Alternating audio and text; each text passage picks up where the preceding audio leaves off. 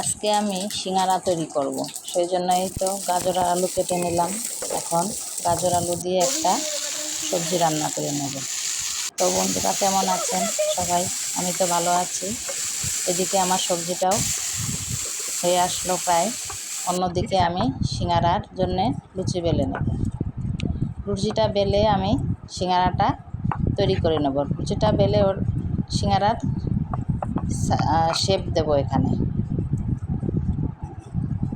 তারপর আমি এটাকে এর ভিতর সবজির পুরটা দিয়ে দেব।